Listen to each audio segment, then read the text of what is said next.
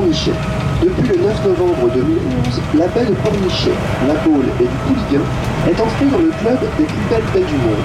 Elle a donc rejoint la baie de San Francisco aux États-Unis ou la baie d'Along au Vietnam. Son acceptation au sein de ce club est le résultat d'un engagement permanent.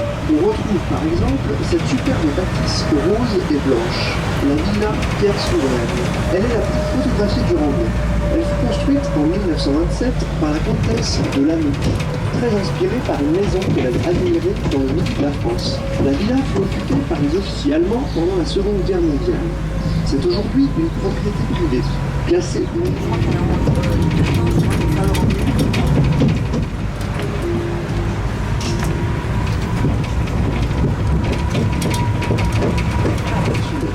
Les styles sont variés.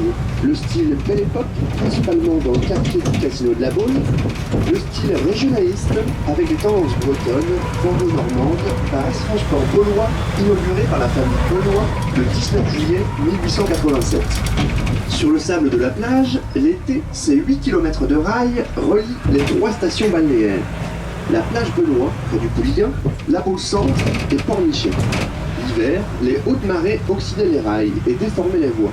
C'est pourquoi on remontait tout le matériel sur le remblai avec la permission ou la tolérance des riverains, car les portions du remblai étaient privées. La plage, puisqu'elle était plate, a aussi accueilli le grand rallye automotive de la Baule, au centre.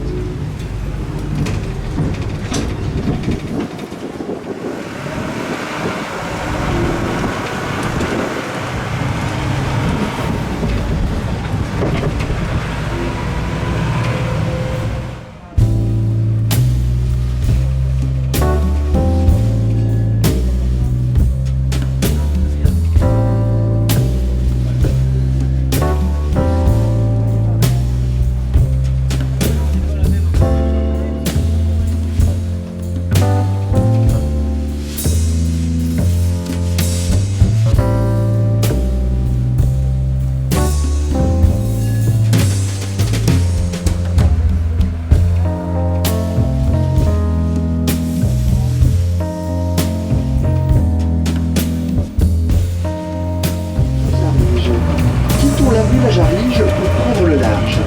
Sur votre gauche, vous pouvez apercevoir l'île des Évins, située à environ 4 km de la côte, reconnaissable grâce à son banc de sable central. L'île triangulaire est entourée de fonds rocheux. Le restaurant qui s'y trouvait n'existe plus aujourd'hui.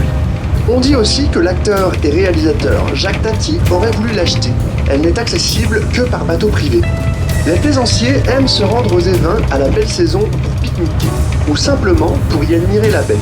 C'est aussi la destination des apprentis navigateurs des clubs nautiques lors des stages de voile qui sont proposés. Un peu plus à gauche, vous apercevez l'île des Baguenaud.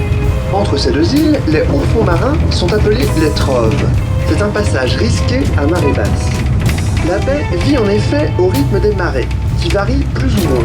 Quand le coefficient de la marée est élevé, l'océan se retire au loin à marée basse. C'est alors le moment d'enfiler vos bottes pour aller à la pêche à pied.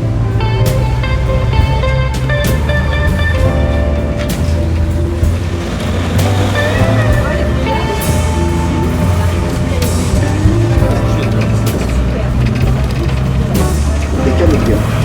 Imaginez-vous qu'en 1898, près de la rue commerçante ex-avenue de Gaulle, se trouvait une vacherie où les estivants pouvaient venir chercher les produits frais de la ferme. À cette époque aussi, la Baule s'écrivait P-O accent circonflexe L-E, qui désignait des étendues de dunes à fixer. Son orthographe actuelle lui vient des douaniers étrangers lorsqu'ils l'ont inscrite sur le cadastre. Depuis, la Baule a bien changé. Savez-vous qu'elle n'abrite aucune rue, mais seulement des allées, des avenues et des boulevards. C'est tout ce qui fait son charme. La Baule s'étend sur 22 km². Sa population à l'année est d'environ 15 000 habitants, mais elle peut atteindre 300 000 habitants l'été.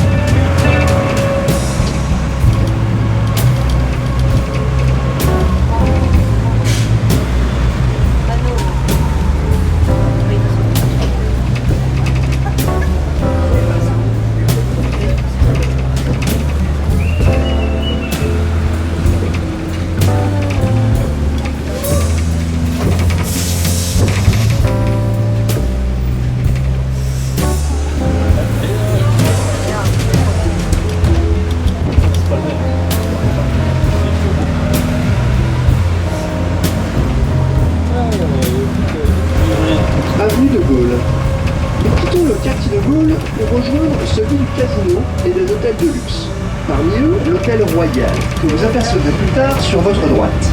Il est construit à l'initiative de la famille Pavie au XIXe siècle, en tant que centre de traitement des enfants tuberculeux issus des familles les plus aisées. Cet institut est reconverti en 1902 en hôtel de luxe, puis agrandi pour atteindre son aspect actuel. Dans les années 20, il est racheté par François André, un homme d'affaires tombé amoureux de la baie et de la douceur de son climat. Il fait également l'acquisition du Casino de la Baule, construit au tout début du XXe siècle avant de connaître son âge d'or dans les années 50 en recevant tout un tas de vedettes. Yves Montand, Dalida, Sacha Distel et plus tard Johnny Hallyday, Sylvie Vartan et Claude François. François André voit en la Baule le Deauville de la côte atlantique. Il crée un centre de vie mondaine dans ce quartier et entreprend la construction en 1926 de l'hôtel Hermitage, le palace de 5 étoiles. Pour recevoir ses amis, il acquiert un charmant manoir qu'il baptisera du prénom de son épouse, le Castel Marie-Louise. Il sera aussi à l'initiative de la création des cours de tennis, d'un centre équestre, d'un parcours de golf.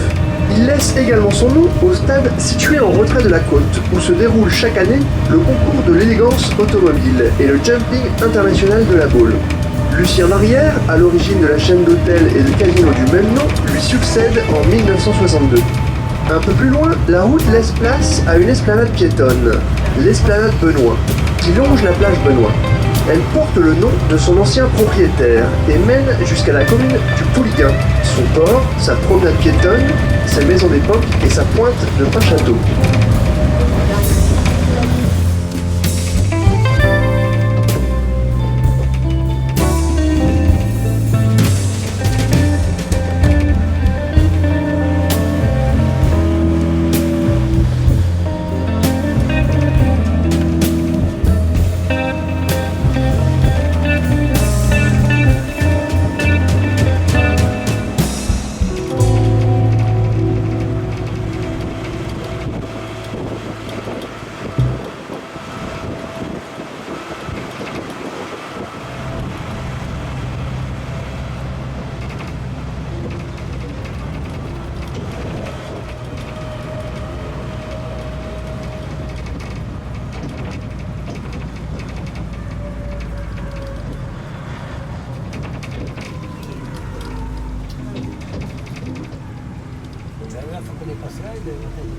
Passer la connaissance alors?